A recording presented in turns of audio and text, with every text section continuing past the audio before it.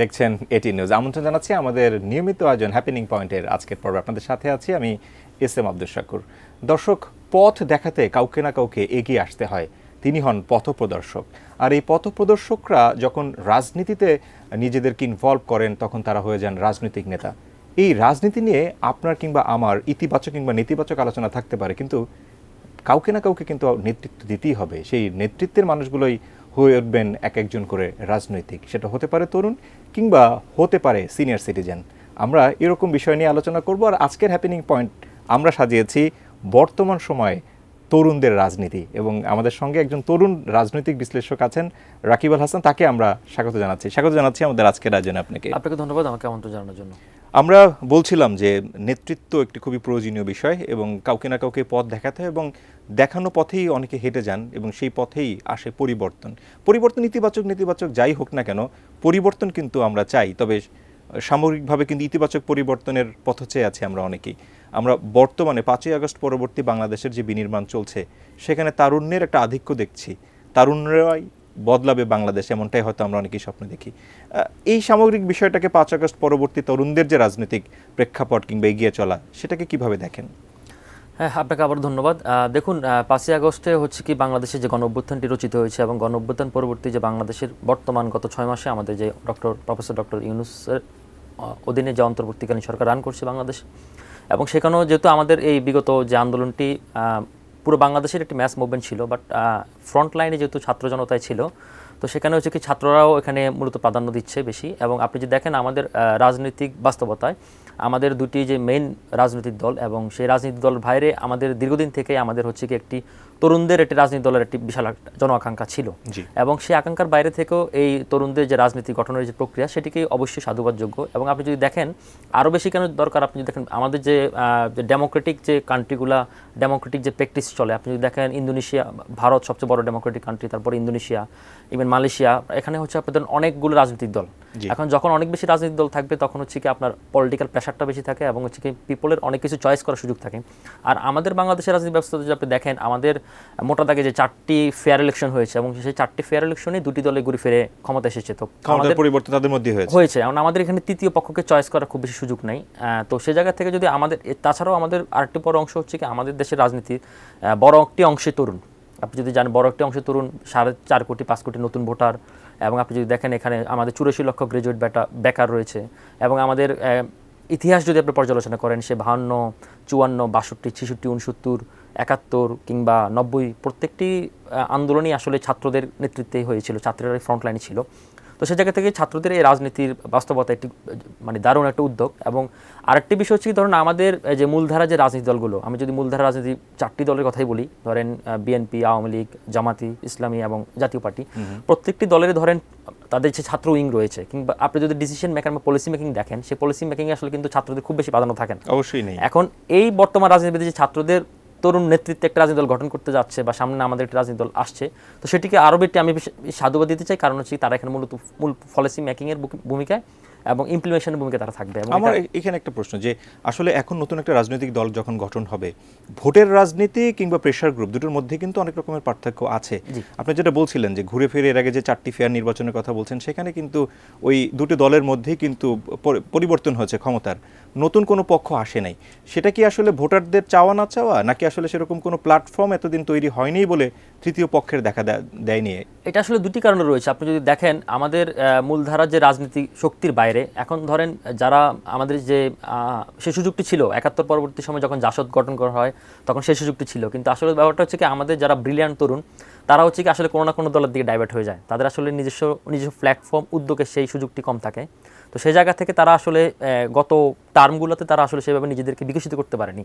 তো এবার যেহেতু আমাদের একটা বড় একটা রাজনৈতিক শূন্যতা তৈরি হয়েছে, আপনি যদি দেখেন আমাদের আওয়ামী ফেসিবাদে যে পতন হয়েছে, এবং আওয়ামী লীগের যে 25 থেকে 30% যে কোর ভোট, এবং সেই ভোটকে যদি আপনি অ্যাকোমোডেট করতে পারেন, তাহলে হচ্ছে কি এখানে নতুন একটা রাজনৈতিক বিকশিত দ্বারা আমরা লক্ষ্য করতে পারি। আর তাছাড়া হচ্ছে কি ধরেন এখনকার যে গ্লোবাল যে পলিটিক্সের যে মেরুকরণ হয়েছে, সেই মেরুকরণ থেকে আসলে মানুষ আসলে পুরনো তারা যে নতুন বন্দোবস্তের কথা বলছে, একই সুরে আমি বলতে চাই পুরনো অনেক সিস্টেমকে তারা ফেলে দিতে চায়। তো সেই জন আকাঙ্ক্ষাটি আসলে কি ইয়ংরা, তরুণরা যদি কানেক্ট করতে পারে, তাহলে আমি আশা করি যে তাদের এই সুযোগটা রয়েছে। আপনি যদি দেখেন পৃথিবীতে প্রত্যেকটি দেশে যেখানে আসলে তৃতীয় শক্তির উদ্ভব হয়েছে, সেখানে একটা লম্বা জার্নির মধ্যে দিয়ে তাদের যেতে হয়েছে। এখন শুরুতে হয়তো তারা আসলে ক্ষমতা রাজনীতিতে হয়তো নাও থাকতে পারে, কিন্তু মাঠের রাজনীতি যখন প্রেশার ক্রিয়েট গ্রুপ এবং রাজনীতিক যদি আপনার একটা প্ল্যাটফর্ম তৈরি হয়ে থাকে এবং সেই জায়গা থেকে যদি আপনার অস্তিত্ব জানান দিতে হয়, তখন হচ্ছে আসতে ধীরে তারা হচ্ছে হয়তো আমরা তাদেরকে 5 বছর 10 বছর কিংবা 20 বছর পরে হলেও তখন নতুন এই শক্তি আমাদের নতুন বাংলাদেশ কিংবা নতুন রাজনীতির ডাইমেনশনটা তৈরি হবে। কিন্তু ক্ষমতার মধ্যে থাকা আর ক্ষমতার বাইরে যাওয়া দুইয়ের মধ্যে কিন্তু আসলে পার্থক্য আছে।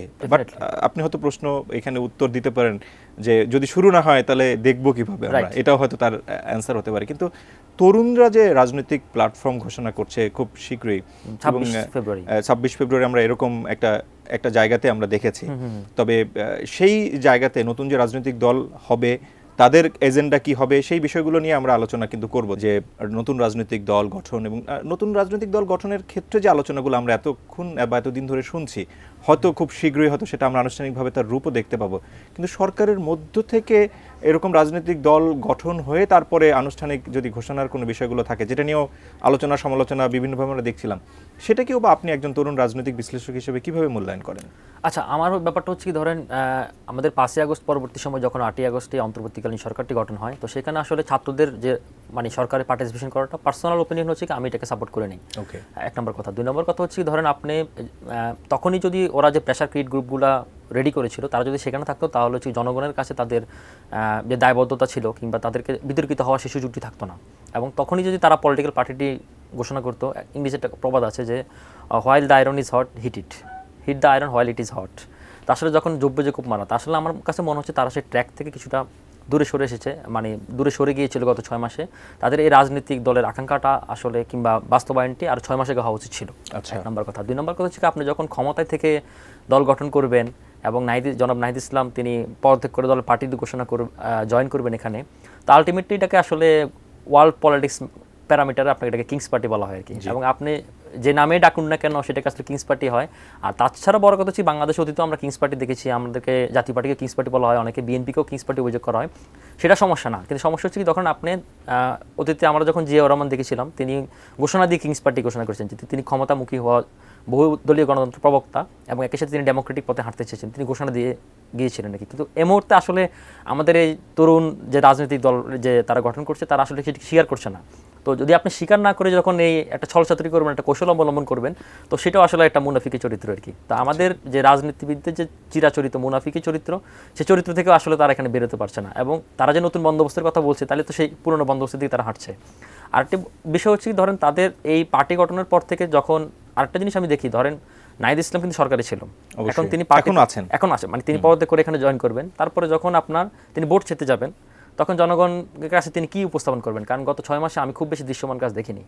এবং যখন তারা জনগণের কাছে যাবেন এবং বাংলাদেশের প্রান্তিক জনগোষ্ঠী যে ভোটার রাজনীতির হিসাবটা কিন্তু ডিফারেন্ট, একদমই আলাদা, একদমই ডিফারেন্ট। আপনি দেখেন একটি বিপ্লব করা আর সেটা সরকার চালানো কিন্তু এক জিনিস না।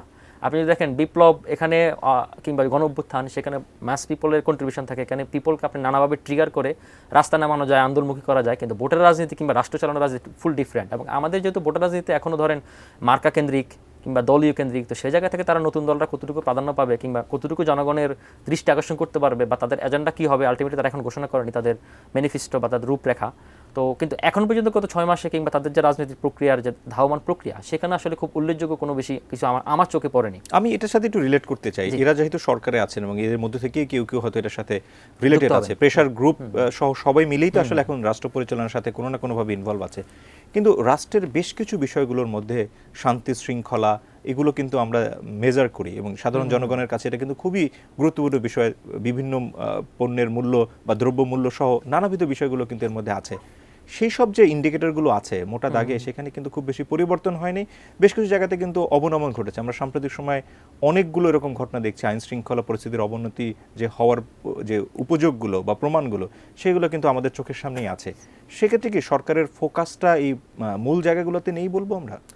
আসলে ধরেন আমি যদি এক বাক্যে শেষ করতে চাই, তাহলে গত 6 মাসে সরকার আটালি ফেলড হয়েছে, তারা আসলে ব্যর্থ হয়েছে এবং তাদের বিশেষ করে তাদের কিছু অথর্ব উপদেষ্টার কারণে, তাদের অথর্বতার পরিচয় দেওয়ার কারণে আসলে জনগণের মনে এই দুর্ভোগটা তৈরি হয়েছে।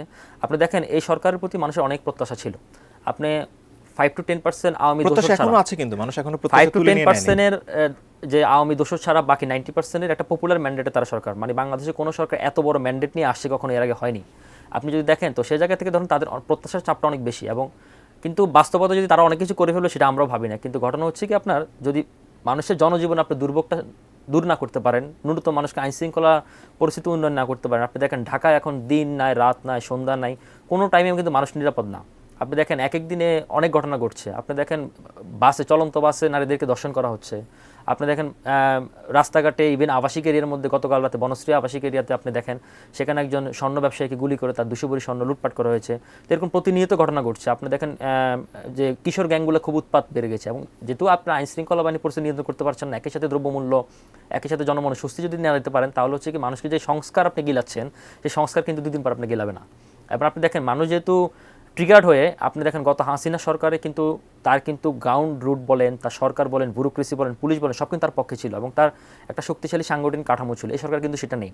আর আপনি যখন মানুষকে খুব বিরক্ত করে ফেলবেন এবং মানুষকে খুব ট্রিগার্ড করে ফেলবেন, তখন সেটা 36 দিন দরকার লাগবে না, আপনার 36 ঘন্টায় এনাফ। না, এক্ষেত্রে কি জনগণের ইনভলভমেন্ট আরও মাস লেভেলে দরকার আছে কিনা, সোশ্যাল অনেকগুলো জায়গাগুলোতে অ্যাওয়ারনেসের দরকার আছে কিনা, এবং মানুষের ঠিক সোশ্যাল যে রিজনগুলো আছে সেখানেও তাদেরকে আসলে অ্যাক্টিভ থাকার দরকার আছে কিনা, এরকম অনেক রকমের বিষয়গুলো আছে। তবে আলোচনা আমাদের চলবে, একটা বিরতি নিতে হবে। নিশ্চয়ই। দর্শক, আপনারা আছেন এটি নিউজে হ্যাপেনিং পয়েন্টে। আমরা বর্তমান সময়ে তরুণদের রাজনীতি নিয়ে আলোচনা করছি। ছোট একটা বিরতি নিয়ে আমরা ফিরছি খানিক বাদে, সঙ্গেই থাকুন।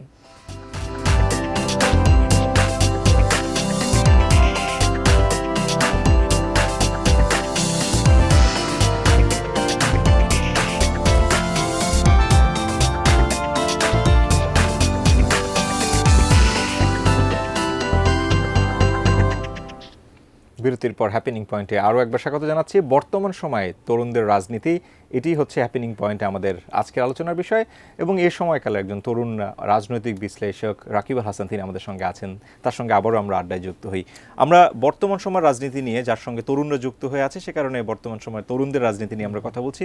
এবং নতুন রাজনৈতিক দল ঘোষণা হবে খুব শীঘ্রই, এরকম আলোচনা কিন্তু আমরা পাচ্ছি। এবং যতক্ষণ না পর্যন্ত সেটা দেখতে পাই, তার আগে আমরা হয়তো অফিসিয়ালি বলতে পারছি না, কিন্তু আলোচনাটা মোটামুটি বোঝাই যাচ্ছে যে এরকম একটা রাজনৈতিক দল আসছে।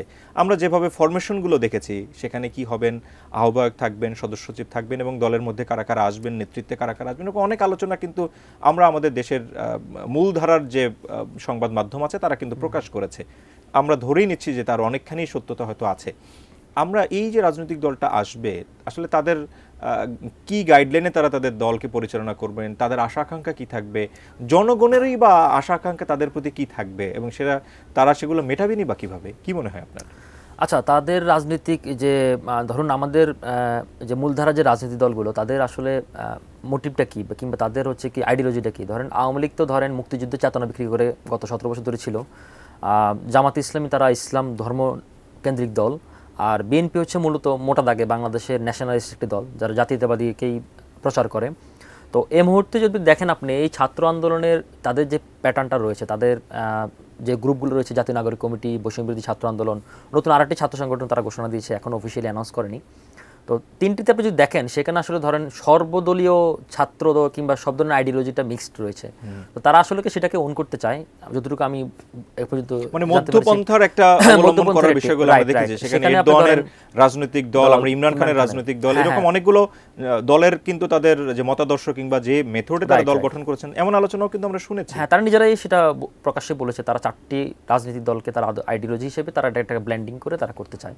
তো মোটা দাগে যদি আপনি ধরেন বাংলাদেশে আসলে ধরেন এই মুহূর্তে বাংলাদেশের মানুষ কি চায়, বাংলাদেশের মানুষ তার মধ্যপন্থা রাজনীতিটাকে বিলং করতে চায়। আপনি যদি দেখেন, এখানে আপনি ধরেন উগ্র ধর্মীয়বাদ কিংবা উগ্র জঙ্গিবাদ কিংবা মানে ধর্মকেন্দ্রিক রাজনীতি কিংবা মুক্তিযুদ্ধের চেতনা বিক্রি করে, হ্যাঁ, মানে আইডিওলজিস্ট পলিটিক্সটা আসলে সারা ওয়ার্ল্ডে খুব হার্মফুল, এবং এটাতে আসলে পাবলিক খুব বেশি ক্লিক করতে চায় না, যার কারণে তারা মধ্যপন্থাটা বেছে নিতে চায়। এবং আমি আশা করি তারা যে মধ্যপন্থী রাজনীতি দলটাই করবে, এবং তাদের যে নেতৃত্বের কথা আপনি বলছেন, সেখানে ধরেন মূল যে 4টি কিংবা 6টি পোস্ট, প্রথমত যে আহ্বায়ক কমিটি হবে সেটিতে ছাত্ররাই থাকবে। কিন্তু যেহেতু আসলে একটি রাজনীতি দলের মেইন এজেন্ডায় থাকে ক্ষমতা যাওয়া, এবং তারাও নিশ্চয়ই ক্ষমতা যাওয়ার আকাঙ্ক্ষা নিয়ে তারা এই রাজনীতি দলটি গঠন করেছে। কিন্তু যখন আপনি জনগণের কাছে ভোট চাইতে যাবেন কিংবা তারা রাষ্ট্র পরিচালনা করার জন্য দেখবেন, তখন কিন্তু আপনার এটা দেখা হবে না যে তুমি ইয়াং, তোমার বয়স কম, তোমার এক্সপিরিয়েন্স নাই, তখন কিন্তু আপনার জনগণের কাছে সেটা বলে আপনি পার পাওয়া যাবে না। জনগণের যে আকাঙ্ক্ষা থাকবে সেটাকে বাস্তবায়ন করতে পারবে, সেটা একটা বড় বিষয়। আমার একটা ভিন্ন প্রশ্ন আসলে, এই যে দলগুলো হবে, দলের কিন্তু একটা নির্বাহী ব্যয় রয়েছে, সেই ব্যয়গুলো মেটানোর জন্য কিন্তু তার বিভিন্ন রকমের ফান্ডিং দরকার পড়ে। এই ধরনের রাজনৈতিক দলের ফান্ডিংগুলো কিভাবে হবে আসলে? ফান্ডিংগুলো তো সেটা তারা ভালো বলতে পারবে, কিন্তু আমরা যতটুকু শুনেছি তারা নিজেরা চাঁদা তুলবে, সেটা আমি জানি না আসলে তাদের পলিসিটা কি হবে। কিন্তু এখন পর্যন্ত শোনা যাচ্ছে তারা নানা ধরনের আওয়ামী লীগদেরকে বা পুরনো দোষদেরকে পুনর্বাসন করছে, অনেক অভিযোগ রয়েছে তাদের বিরুদ্ধে। কিংবা তারা বিভিন্ন, আপনি যদি দেখেন অনেক সমন্বয়ক রয়েছে, কেন্দ্রীয় সমন্বয়ক রয়েছে, তারা বিভিন্ন পোস্ট হোল্ড করছে, তারা নিয়মের বাইরে গিয়ে তারা অনেক প্রতিষ্ঠানের ডিরেক্টর পদশিপ নিচ্ছে। তো নানা ধরনের বিজনেসম্যানকে তারা আকৃষ্ট করছে। তার চেয়ে বড় কথা হচ্ছে কি, আমি যে প্রসঙ্গটি রয়েছে আগের প্রসঙ্গটি, সেটা হচ্ছে যখন আপনি পিপল দেখবে যে আপনি রাষ্ট্র চালানোর জন্য সক্ষম কিংবা তার আপনি বেসিক হিউম্যান রাইটসগুলো আপনি ফুলফিল করতে পারবেন কিনা, এবং আপনি তার তখন আলাদা স্বরাষ্ট্রনীতি, বৈদেশিক নীতি, পররাষ্ট্রনীতি, কূটনীতি, তারপরে শান্তিনীতি, সব কিছুই আপনাকে থাকতে হবে। তো আমার যেটা ধারণা, তারা মূল ফ্রন্টে যদিও তারা ছাত্ররাই থাকবে, কিন্তু আমার ধারণা তাদের ইনএক্সপিরিয়েন্সড প্রত্যেকটি সেক্টরে তাদের সিনিয়র নেটিজেনদেরকে বা সিটিজেনদেরকে তারা উপদেষ্টা। আমরা ইতিমধ্যে কিন্তু বেশ কিছু সাবেক সেনা কর্মকর্তাকেও দেখেছি তাদের বিভিন্ন অনুষ্ঠানে এসে বলার চেষ্টা করছেন। আপনি যদি দেখেন প্রত্যেকটি সেক্টরে, আপনি যদি দেখেন আমাদের বৈদেশিক কূটনীতি, আমাদের ফরেন পলিসি, আমাদের হচ্ছে বৈদেশিক ডিপ্লোমেসি বলেন, কিংবা আমাদের জলবায়ু কেন্দ্রিক প্রত্যেকটি সেক্টর, স্থানীয় সরকার কেন্দ্রিক প্রত্যেকটি কেন্দ্রিকই তারা যদি এক্সপার্টাইজদেরকে নিয়োগ করতে পারে, তাহলে আমার ধারণা যে তারা ক্লিক করতে পারবে। কথা হচ্ছে কি, আপনি ক্লিক করলে, দল গঠন করলে হবে না, দলটা রানও করতে হবে। অতীত আমরা দেখেছি অনেক দল গঠন হয়েছে নানা সময়, কিংবা তারা ঝরে গেছে। তো যেহেতু তাদের প্রতি আমাদের চরম লেভেলের আকাঙ্ক্ষা রয়েছে, অনেক আমরা আশাবাদী থাকতে চাই, আমরা নৈরাশ্যের দিকে না গিয়ে আশাবাদী থাকতে চাই, সুতরাং তারাও খুব স্মুথলি হাঁটতে হবে। কিন্তু সোফার গত 6 মাসে তারা অনেক ধরনের হোঁচট খেয়েছে। ইভেন আপনি যদি দেখেন তাদের এই দল গঠন করা নিয়েও তারা কিংবা তারা জুলাই প্রোক্লামেশনও করতে চেয়েছিল, সেটাও তারা সাকসেসফুলি করতে পারেনি। তো অনেক কিছু তারা করতে পারেনি। তো পিপল, এটা স্বাভাবিক, মানে আপনি যা চাইবেন সবই পারবেন তা না। এখন যদি সেই হোঁচট খাওয়াটা শুরুতেই ভালো, এবং যদি আপনি যত হোঁচট খাবেন, এটা কিন্তু একটা লং রান, ম্যারাথন দৌড়, রাজনীতি কিন্তু একদিনের বিষয় না। এবং বাংলাদেশে কিন্তু তৃতীয় পক্ষের রাজনীতি নিয়ে অনেক বছর ধরে, আপনি হয়েছিল কি তৃতীয় পক্ষের রাজনীতি চার কেন্দ্রিক করে, তো সেইখান থেকে এত বছর পরে যদি আপনি চিন্তা করেন একটা তৃতীয় পক্ষের রাজনীতি, মধ্যপন্থার রাজনীতি, এটা কিন্তু অনেকের হয়তো প্রত্যাশার মধ্যে আছে, কিন্তু প্রশ্ন থেকে যায় তারা আসলে সাকসেসফুলি সেটাকে এক্সিকিউট করা বা রান করতে পারবেন কিনা, সেটাই হচ্ছে। সেটা হচ্ছে কি, আপনার তাহলে যেহেতু আমাদের আসলে প্রান্তিক জনগোষ্ঠীর মানুষ কিন্তু আসলে এখনো, আমি আগেই বলেছি, তারা কিন্তু মার্কা কেন্দ্রিক, দল কেন্দ্রিক। আপনি যদি এমনও হয় যে আপনি চোখ বন্ধ করে তাকে ভোট দিতে বলে, হয় দানের শীষ নারী নৌকা, এই জায়গায় সে ভোট দিবে। কিন্তু এদের যে মার্কা হবে, কিংবা তাদের যে প্রচার কেন্দ্রিক হবে, কিংবা তাদের যে এই সারা বাংলাদেশে ম্যানিফেস্টোটা হবে, সেটাও তো পাবলিকদেরকে আসলে ক্লিক করতে হবে। আর তাদের আর একটা মেইন প্রবলেম হচ্ছে কি, আসলে আমি যেটা ফিল করি সেটা হচ্ছে, তারা এখন পর্যন্ত সবকিছু কিন্তু ফেসবুক কেন্দ্রিক। তারা আসলে ফেসবুকে সমস্যা উত্থাপন করতে চায় এবং ফেসবুকে সমাধান করতে চায়। কিন্তু বাংলাদেশের ফেসবুক চালায় ধরেন 1 কোটি 2 কোটি মানুষ, বাকি 18 কোটি মানুষ, 20 কোটি মানুষের মধ্যে 18 কোটি মানুষ কিন্তু ফেসবুক চালায় না। এবং প্রান্তিক জনগোষ্ঠীর মানুষ কিন্তু জানতেছে না যে আমি আপনি এখানে টকশো করতেছি, এখানে আলোচনা করতেছি, তাদের কাছে এগুলো পৌঁছানোর কথা না। তো সে জায়গা থেকে আসলে তাদের পিপলের যে ম্যান্ডেট বা সাধারণ মানুষের জন আকাঙ্ক্ষা, সেটাকে তারা অ্যাড্রেস করতে হবে। এবং তারা যদি সেটাকে ক্লিক না করতে পারে, তাহলে তাদের জন্য আগামী পথটি যত যাবে ততই আসলে তাদের জন্য মন্থর এবং অনেক বধির হবে। এটা হয়তো প্রশ্ন হয়তো খুব অ্যাডভান্স হয়ে যাচ্ছে। এই ধরনের রাজনৈতিক দল গঠনের পরে সরকারে যেতে চাওয়াটা তো তাদের আকাঙ্ক্ষার মধ্যে থাকবে, কিন্তু সে ধরনের পরিস্থিতিতে যাওয়ার জন্য যে মানে একটা পরিক্রমার মধ্যে দিয়ে তো যেতে হবে, সেক্ষেত্রে কি আবারও কোনো অ্যালায়েন্সের বিষয়গুলো তাদের ভাবনার মধ্যে থাকবে কিনা যখন এই ধরনের নির্বাচন? অ্যালায়েন্সে থাকার সম্ভাবনা আছে, কারণ আপনি যদি দেখেন বিএনপির যদি মোটা দাগে আমরা এই মুহূর্তে সবচেয়ে বড় রাজনৈতিক দল, এমনি তো বাংলাদেশের সবচেয়ে বড় রাজনৈতিক দল বিএনপি, এবং এই মুহূর্তে যেহেতু আওয়ামী লীগ মাঠে নেই, তো অনুমান করাই যাচ্ছে যে সামনের ইলেকশন হলে বিএনপি ক্ষমতা আসবে। তো বিএনপির কিন্তু একটা ম্যানিফেস্টো রয়েছে জাতীয় সরকারের গঠন, 31 দফা তো তারা এটা বারবার বলছে। তো সে জায়গা থেকে, এবং বিএনপি যেহেতু ন্যাশনালিস্ট রাজনীতি করে, তারা যদি মধ্যপন্থী রাজনীতি করতে পারে এবং সেই আইডিয়ালজি যদি ম্যাচ করে, এবং এই ছাত্ররা আপনি ধরেন এদের তো আসলে ওরা তো রাজনীতি করতে আসছে, এখন যেহেতু জনগণের আকাঙ্ক্ষা, তাদেরও আকাঙ্ক্ষা, এবং তাদের যদি অস্তিত্ব জানান দিতে চায়, কিংবা রাজনীতিতে একটা মোটা দাগে একটা শক্ত বিদ্যার করতে, তাদের অ্যালায়েন্সটা জরুরি। আমি এক্ষেত্রে একটা উদাহরণ দিতে পারি আপনাকে, সেটা হচ্ছে মালয়েশিয়াতে একটা নতুন ইয়াং বেস্ট রাজনীতি দল রয়েছে, সেটা হচ্ছে মুডা, মালয়েশিয়ান ইউনাইটেড ডেমোক্রেটিক অ্যালায়েন্স। এবং তারা কিন্তু গত ইলেকশনে 2% ভোট পেয়েছে। এই মুহূর্তে তাদের সারা মালয়েশিয়াতে 75,000 তাদের ইয়াং অ্যাক্টিভিস্ট রয়েছে, এবং তারা আশা করছে আগামী ইলেকশনে তারা 10% তারা ভোট পাবে। যদি 10% তারা ভোট পেতে পারে, তাহলে তারা কোয়ালিশনে যাবে। তো আমার ধারণা যে তাদের এই মেথডটা তারা ফলো করা উচিত। এবং যেহেতু ভোটার রাজনীতি খুবই টাফ, আপনি ভোটার রাজনীতি খুবই নিষ্ঠুর, এমন অনেক যোগ্য প্রার্থী কিন্তু ভোটার রাজনীতি হেরে যায়। কারণ আমাদের বাংলাদেশের আর্থ সামাজিক ব্যবস্থা, ভোটার রাজনীতি অনেক ক্যালকুলেশন রয়েছে, এখানে টাকার ব্যবস্থা রয়েছে, এখানে ফান্ডিংয়ের ব্যবস্থা রয়েছে, এখানে অনেক ধরনের ক্যালকুলেশন রয়েছে, এবং অনেক ধরনের ইকুয়েশন রয়েছে। তো সেই এটা ইকুয়েশন সারা পৃথিবীতে আসলে ভোটের রয়েছে। রাজনীতিতে অনেক ইকুয়েশন থাকে, এই ধরনের যে বন্ধুর পথ সেটাকেই কিন্তু অতিক্রম করে একটা সময় গিয়ে হয়তো তারা ভালো কিছু করবে আমরা হ্যাঁ। প্রত্যাশা রাখি। প্রত্যাশা রাখি, কিন্তু তাদের আসলে এই ম্যানিফেস্টোটা রাখা উচিত যে আমি এখনই রাজনীতি, যেহেতু একটা লম্বা পথ, আমরা এখনই আসছি, এখনই আমার ক্ষমতা যেতে হবে, এখনই ফল ভোগ করার বিষয়টা না Right, এসে right. আগামীর পথচারীদের এবং তাদের এই লম্বা জার্নিতেই তাদেরকে আসলে অ্যাড্রেস করে, তাদেরকে অ্যাডজাস্ট করে তাদেরকে পথ চলতে হবে। তাহলে তারা, আমার মনে হয় যে তারা খুব দ্রুত। অনেক বেশি ধন্যবাদ, আশা করছি আবারও এই বিষয় নিয়ে আড্ডা দেওয়ার সুযোগ থাকবে। জি অবশ্যই, আমাকে আমন্ত্রণ জানানো আপনাকে ধন্যবাদ, এটিএন নিউজকে ধন্যবাদ। দর্শক, হ্যাপেনিং পয়েন্টে আমরা বর্তমান সময় তরুণদের রাজনীতি নিয়ে আলাপ করছিলাম। আগামী দিন নতুন কোনো বিষয় নিয়ে, ভিন্ন কোনো অতিথিকে নিয়ে আবারও হ্যাপেনিং পয়েন্ট ফিরবে আপনার সঙ্গে। সে পর্যন্ত ভালো থাকার প্রত্যাশায় নিজে ভালো থাকুন, ভালো রাখুন আপনার চারপাশ, ভালোবাসুন আপনার দেশকে। আল্লাহ হাফেজ।